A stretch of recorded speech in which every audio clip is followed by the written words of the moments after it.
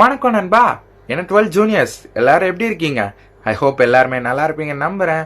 So இன்னைக்கு நான் கொண்டு வந்த டாபிக் என்னன்றத தம்ப்நெயிலே பார்த்துருப்பீங்க. யா, ஓவர்லுக் கொஸ்டின்ஸ் நம்ம சேனல்ல சொல்லாத நேரம் கிடையாது, சொல்லாத டைமிங் கிடையாது. ஆனா அப்படிப்பட்ட கொஸ்டின்ஸை அப்லோடும் மட்டும் தான் பண்ணுவீங்களா? அதை எப்படி கண்டுபிடிக்கணுன்றதையும் நான் சொல்லணும்ல. உங்ககிட்ட நான் அந்த டிசிஷன் மேக்கிங் ப்ராசஸை கொடுக்கணும். விச் மீன்ஸ் உங்ககிட்ட நான் அந்த ஓவர்லுக் கொஸ்டின்ஸை எப்படி கண்டுபிடிக்கிறேன்ற விஷயத்த ஃபர்ஸ்ட் சொல்லணும். ஸோ அதை இந்த வீடியோவில் நான் கம்ப்ளீட்டாக உங்களுக்கு சொல்லி கொடுத்துட்றேன். ஸோ இதுக்கப்புறமா நான் ஓவர்லுக் கொஸ்டின்ஸ் அப்லோட் பண்ணாலும் சரி, இல்லை சம்டைம்ஸ் அப்லோட் பண்ண லேட் ஆனாலும் சரி, நீங்களே கொஞ்சம் கொஞ்சமாக அந்த கொஸ்டின்ஸை கண்டுபிடிச்சு படிக்க ஸ்டார்ட் பண்ணிடுவீங்கல்ல. அந்த ப்ராசஸ் தான் பப்ளிக்கில் தேவைப்படுது. அதுதான் உங்களை சென்டம் எடுக்கக்கூடிய கொண்டு வரக்கான முதல் ஸ்டெப்பாகவும் இருக்கும். சரி, அதை எப்படி ப்ரோ கண்டுபிடிக்கிறது? அதை எப்படி அதை எப்படி கண்டுபிடிச்சு, அதை எப்படி ஈஸியாக படித்து, அதை எப்படி பப்ளிக்கில் கொண்டு போய் சேர்க்குற வரைக்கும் இந்த வீடியோவில் பார்த்து முடிச்சிடலாம். ஸோ போகலாமா? நான் உங்கள் கிரீஷ், இது உங்கள் ஜிஐ மைண்ட் செட் சேனல். சரி, ஓகே. ஒரே வார்த்தையில் சொல்லு ப்ரோ, என்னால் 20 நிமிஷம்லாம் வீடியோ பார்க்க முடியாது, டக்குன்னு சொல்லிடு. சிம்பிளாக சொல்கிறேன். ஓவர்லுக் கொஷின்ஸ் எல்லாமே கான்செப்ட் பேஸ்டு கொஷின். எந்த கொஷின் எல்லாம் கான்செப்டை பேஸ் பண்ணி கேள்வி கேட்குறாங்களோ அந்த கொஷினில் ஓவர்லுக்டு கொஷின். கரெக்டாக இப்போ 1.5 நிமிஷம் இருக்கும். நான் உங்களுக்கு இந்த வீடியோவோட மொத்த டாப்பிக்கே சொல்லிட்டேன். இவ்வளோதான். நான் லாஸ்ட் வரைக்கும் இழுக்கல, டேரெக்டாக உங்களுக்கு சொல்லிட்டேன். எந்த கொஷின்லாம் கான்செப்ட் பேஸ்டு கொஷின்ஸோ அந்த கொஷின்ஸ் எல்லாம் ஓவர்லுக் கொஷின்ஸ். இதுதான் மேட்டர். இதுக்கப்புறமா இதோட கேரக்டரிஸ்டிக்ஸ் எப்படி இருக்கும், எப்படி இந்த கொஷின்ஸ் எல்லாம் கேட்பாங்க, எக்ஸாம்பிள் வச்சு நான் உங்களுக்கு எக்ஸ்பிளைன் பண்ணுறேன். ஏன் இது ஓவர்லுக் கொஷின், ஏன் இது ஓவர்லுக் கொஷின் இல்லைன்றதை பற்றிலாம் இதுக்கு அடுத்த இப்போ நம்ம பார்ப்போம். மெயின் கண்டென்ட்டை நான் டைரெக்டாக உங்ககிட்ட சொல்லிட்டேன். That's all. கான்செப்டை பேஸ்ட் கொஷின்ஸ், அவ்வளோதான் ஓவர்லுக் கொஷின்ஸ் எல்லாமே. That's all. சரி, ஃபர்ஸ்ட்டு இந்த ஓவர்லுக் கொஷின்ஸ்னால் என்னன்ற ஒரு சின்னதாக ஒரு இன்ட்ரோ நான் சொல்லிடுறேன். பிகாஸ் நிறைய பேருக்கு ஸ்டில் இந்த ஓவர்லுக் கொஷின்ஸ்னால் என்னன்றதே தெரியலை. ஓகேவா? ஸோ அந்தக்காக நான் கண்டிப்பாக சொல்லி ஆகணும். நம்ம கவர்மெண்ட் வருஷங்கள் ஏற ஏற, ஃபார் எக்ஸாம்பிள் 2024 இருக்கட்டும், 25 இருக்கட்டும், 26 இருக்கட்டும், இந்த ஓவர்லுக் கொஷின், அதாவது இந்த கான்செப்ட் பேஸ்ட் கொஷின்ஸை அதிகமாக கேட்க ஆரம்பிச்சிட்டாங்க இன்ஸ்டெட் ஆஃப் இந்த இம்பார்ட்டன்ட் கொஷின்ஸ் எல்லாம். அப்போ கொஷின் பேப்பர் டஃப் ஆகிட்டு இருக்கா ப்ரோ அப்படின்னு கேட்டிங்கன்னா, இங்கே தான் ஒரு மேட்ரு. இந்த கொஷின்ஸ் எல்லாமே ஈஸியாக இருக்கும். ஏன்னா இதோட ஆன்சர்ஸ் எல்லாம் நீங்கள் ஆன்சர் கீழேயோ இல்லை உங்கள் புக்லேயே செக் பண்ணி பாருங்களேன். ஒரு வேர்டு, 2 வேர்டு, இல்லை ஒரு சென்டென்ஸ், 2 சென்டென்ஸ், அவ்வளோதான் ஆன்சரே இருக்கும். ஆனால் 3 மார்க்கு, 2 மார்க்கு, சம்டைம்ஸ் 5 மார்க்கு அளவுக்கு போகுது. இப்போ புரியுதா ஏன் இதை கவர்மெண்ட் கேட்குறாங்கன்றது? கவர்மெண்ட் கொஷின் பேப்பரை ஈஸியாக வச்சுக்கணுன்றது அவங்களோட focus. At the same time எல்லாரும் ஈஸியாக ஆன்சர் பண்ணக்கூடாதுன்றதும் அவங்களோட ஃபோக்கஸ். ஸோ இந்த கொஷின் யாரால ஈஸியாக அட்டன் பண்ண முடியும்? 2 பேரால் மட்டும் தான் அட்டன் பண்ண முடியும். ஒன்று, கான்செப்டை அண்டர்ஸ்டாண்ட் பண்ணி தான் படிச்சுக்கிட்டே வரவங்க, அதாவது டாப்பர்ஸ். சம் ஆவரேஜ் ஸ்டூடெண்ட்ஸும் கான்செப்ட் அண்டர்ஸ்டாண்ட் பண்ணி படிப்பாங்கள்ல, அவங்களாலையும் அட்டன் பண்ண முடியும்.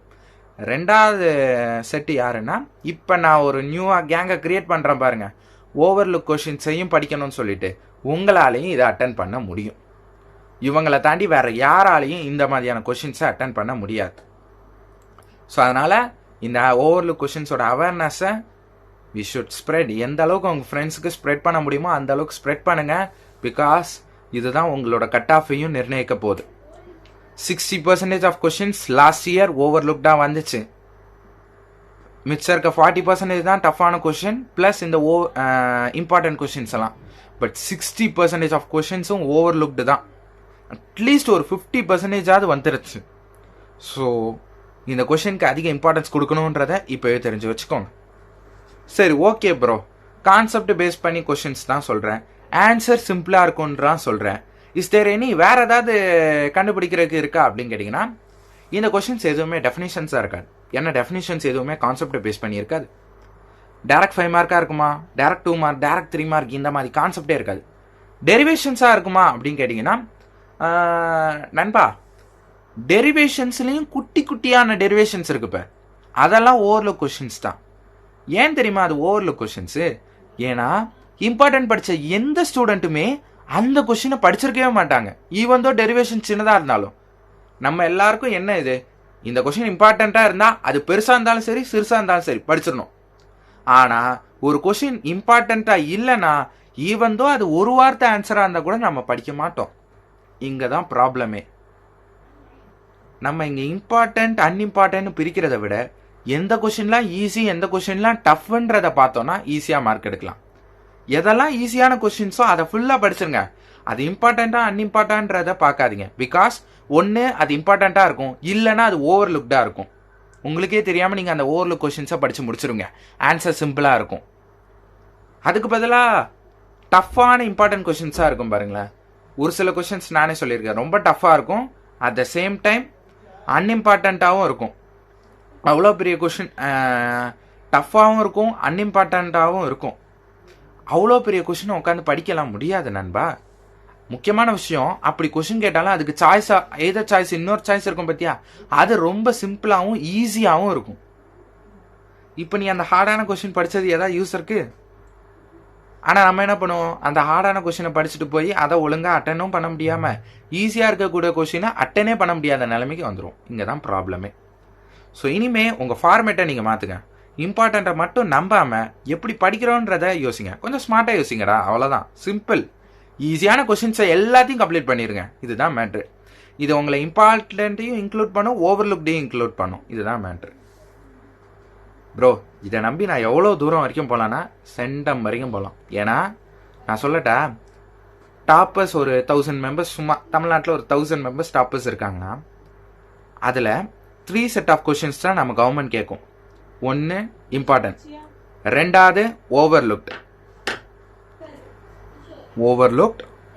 அப்புறம் இந்த டஃப்பான கொஸ்டின்ஸ்.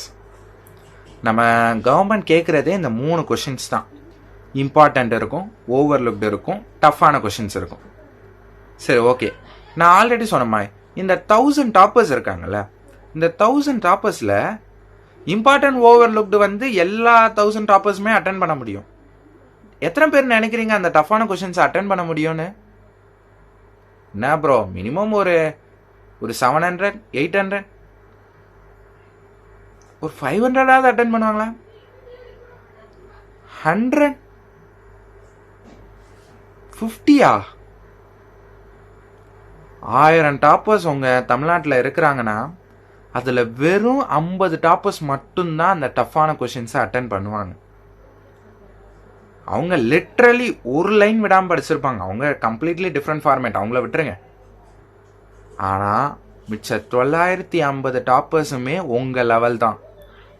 நீங்கள் என்ன ஆவரேஜ் நிலைமையில இருக்கீங்களோ அதே லெவலில் தான் அவங்களும்.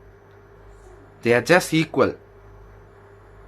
அவங்களுக்கு வழி தெரிஞ்சிருக்கு, எப்படி டாப்பராக மாறணும், எப்படி படிக்கணும், எந்த கொஷின்ஸ் படித்தா வரும்ன்றது தெரியுது.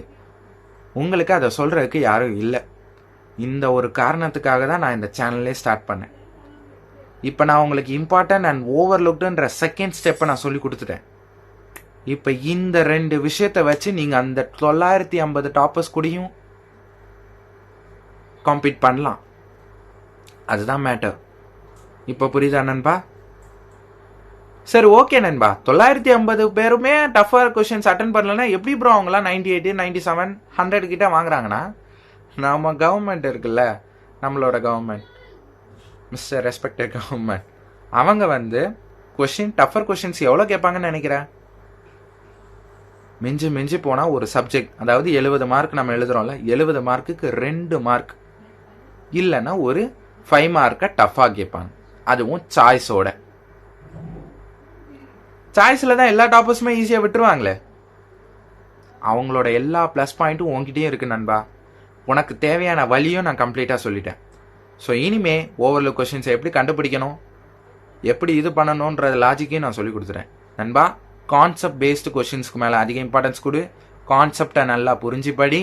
எந்த கொஸ்டின்ல ஆன்சர் சிம்பிளாக இருக்கோ அதை விட்டுறாத. அது அன்இம்பார்ட்டண்ட்டாக இருந்தாலும் பரவாயில்ல, படிச்சிரு. ஏன்னா அதுதான் கொஸ்டினாக வந்துச்சு, அதுதான் வருஷம் இன்க்ரீஸ் ஆகிக்கிட்டு இருக்கு. தெரியல, அடுத்த வருஷம் மேபி கொஞ்சம் ஓவர்லுக் கொஸ்டின்ஸை கம்மி பண்ணுறதுக்கு சான்சஸ் இருக்கு. கம்மி பண்ணால் உனக்கு எது இன்க்ரீஸ் ஆகும்? இம்பார்ட்டன்ட் இன்க்ரீஸ் ஆகும். இதுதான் மேட்டர். ஸோ எப்படி சுற்றி வந்தாலும் இந்த டஃபர் கொஸ்டின்ஸ் மேலே நம்ம கவர்மெண்ட் கை வைக்காது. அவங்க வைக்க மாட்டாங்க. அதுக்கு பதிலாக ஒன்று இம்பார்ட்டண்ட்டை ஏற்றுவாங்க ஒரு வருஷம், இல்லை ஓவர்லுக்டை ஏற்றுவாங்க. இந்த வருஷம் சம்மந்தமே இல்லாமல் ஓவர்லுக்டை பயங்கரமாக ஏற்றிட்டாங்க. ஓவர்லுக்டை பற்றியான அவேர்னஸ் இந்த வருஷம் என்னோட பேட்சுக்குமே யாருக்குமே அதை பற்றி தெரியல. அதனால எல்லாருமே மாட்டிக்கிட்டாங்க.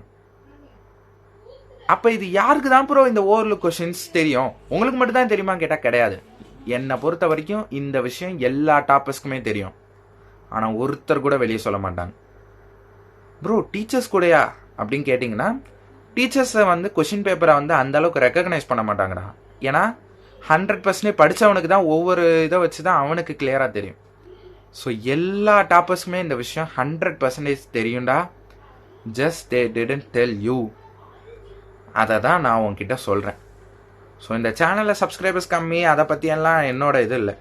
எந்த அளவுக்கு இது ரீச் ஆகணும்னு நினைக்கிறோன்னா அந்த அளவுக்கு ரீச் ஆகிடுச்சுன்னா என் மைண்டுக்கு ஹாப்பி. அட்லீஸ்ட் என்னோட ஜூனியர்ஸ் இந்த விஷயத்தை உண்மையாக புரிஞ்சுக்கிட்டு அந்த 950 டாப்பர்ஸ் கிட்டையும் பீட் பண்ணி நெக்ஸ்ட் அந்த 50 டாப்பர்ஸ் இருப்பாங்க பார், அவங்களோட திருப்பி மேட்ச் பண்ணி போகணும்ல, அதுதான் என்னோட ஆசை. ஸோ என்னோட சிம்பிள் ட்ரீமே எல்லாரும் சேர்ந்து சூப்பராக படிக்கணும், ஜாலியாக படிக்கணும், அவ்வளோதான். ஸோ இனிமேல் ஓவர்லுக் கொஷின்ஸ் எப்படி படிக்கணுன்ற ஐடியா நான் உங்களுக்கு சொல்லி கொடுத்துறேன். தம்பி, இம்பார்ட்டண்ட்டாக பார்க்காது. எந்த கொஷின்லாம் சிம்பிளாக இருக்கோ அதெல்லாம் படிச்சிரு, எந்த கொஷின்லாம் கான்செப்ட் பேஸ்டாக இருக்கோ அதெல்லாம் படிச்சிரு. ஃபார் எக்ஸாம்பிள், உனக்கு எக்ஸாம்பிள் வச்சு நான் சொல்லித்தரணும்னு சொல்லியிருந்தேன், அதையும் நான் இப்போ சொல்லிடுறேன். நம்ம 12th கெமிஸ்ட்ரியில் மெட்டாலஜிலாம் உனக்கு கொடுத்துருப்பேன், கான்செப்ட் பேஸ்டு கொஸ்டின் சொல்லிட்டு ப்ரெடிக்ட் த கண்டிஷன், இந்த ஃபீசிபிலிட்டின்னு சொல்லிட்டு எல்லிங்கம் டயக்ராம் வச்சு ஒரு 2 கொஸ்டின் வரும். அதோட ஆன்சர் பாரு, ரொம்ப சிம்பிளாக இருக்கும். ஆனால் அது யாரும் படிச்சிருக்க மாட்டோம். ஏன்? அது அன்இம்பார்ட்டன்ட். முக்கியமாக அது இம்பார்ட்டண்ட்டே கிடையாது. ஆனால் ஆன்சர் எவ்வளோ சிம்பிளாக இருக்குது. இப்போ அந்த கொஸ்டினை தூக்கி பப்ளிக்கில் கேட்டால் பப்ளிக்கை டஃப் நான் சொல்லுவேன் கிடையாது. பப்ளிக் ஈஸி தான். ஆனால் நம்ம அந்த கொஸ்டினை படிக்கலை, ஈவன் தோ அந்த ஆன்சர் சிம்பிளாக இருந்தாலும். அப்போ எப்போ தான் ப்ரோ பப்ளிக் டஃப்பாக இருக்கும்? எந்த வருஷம் தான் நீங்கள் டஃப்னு சொல்லிங்கன்னா, இப்போ வரைக்கும் எந்த வருஷமும் டஃப் இல்லை. ஒரு வருஷம் ஒரு பப்ளிக் டஃப்பாக இருக்கணும்னா, நான் 3ஆவதாக ஒரு கேட்டகரி கொஷின் சொன்னப்ப டஃப்பர் கொஷின்ஸ். இந்த கொஷின் எப்போ இன்க்ரீஸ் பண்ணுறாங்களோ அப்போ தான் அந்த வருஷம் ரியலாகவே டஃப். அது வரைக்கும் நம்மளோட ஸ்டேட் போர்ட் பப்ளிக் ஈஸியாக தான் வருது, ஈஸியாக தான் வரும். நம்மளும் அசால்ட்டாக மார்க் எடுக்கலாம், அந்த 950 டாப்பர்ஸையும் பீட் பண்ணலாம்.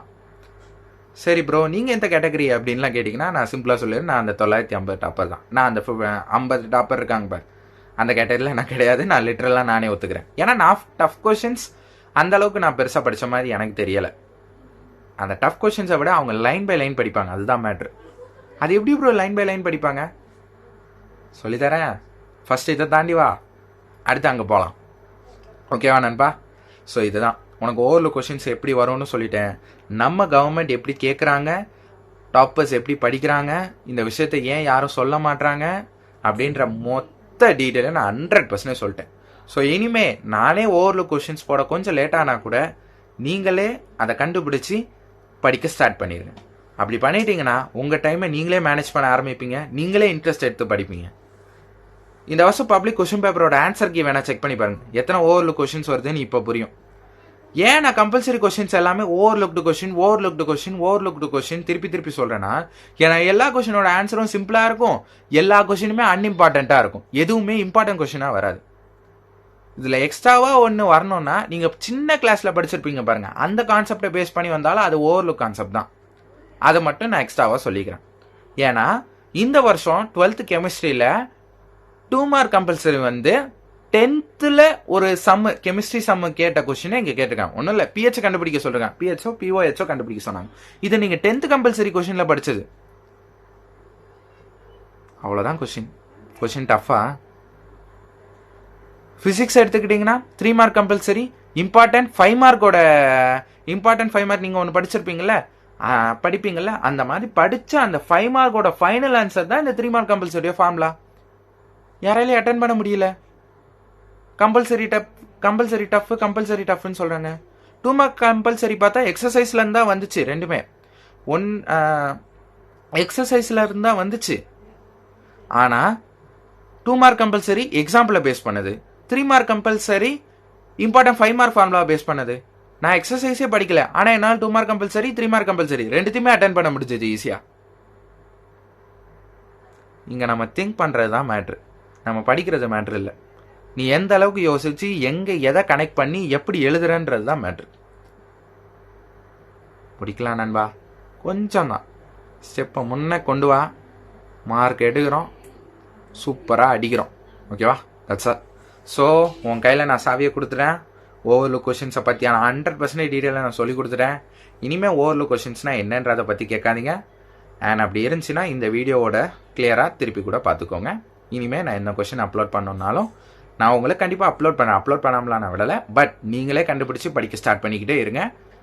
ஜஸ்ட் நான் அப்லோட் பண்ணுற பட்சத்தில் அந்த கொஷின்ஸ் ஏதாவது மிஸ் ஆயிருக்கான்றதை செக் பண்ணிக்கோங்க. டெஃபினட்டாக சொல்கிறேன், நான் மற்ற டாப்பர்ஸ் மாதிரி கிடையாது. நான் different approach, different way, different method எல்லாமே. ஸோ இது வரைக்கும் இந்த வீடியோ நீங்கள் முழுசாக பார்த்துருந்தீங்கன்னா நண்பா, நீ something different, you are trying something, you are believing something and you can do something. கண்டிப்பாக உன்னால் முடியும். அந்த 200 கட் ஆஃப் தூரம் கிடையாது, நெருங்கிட்டு இருக்க, முன்னேறி போய்கிட்டே இரு. இந்த வருஷம் பூரா நான் உன் கூட நிற்பேன். அவ்வளோதான், வேற ஒன்றும் இல்லை. சீக்கிரம் போயிட்டு வரேன் நண்பா. ஸோ நாளைக்கு ஐ திங்க் ரெஸ்ட் டேவாக இருக்கும். அதுக்கு அடுத்த நாள்லேருந்து உங்களுக்கு வீடியோஸ் கண்டிப்பாக டெஃபினட்டாக வந்துட்டு இருக்கும். டீச்சிங் வீடியோஸை நம்ம ஸ்டார்ட் பண்ணிடலாம். ஸோ போயிட்டு வரேன் நண்பா. ஆல் த பெஸ்டா. சூப்பராக படிங்க.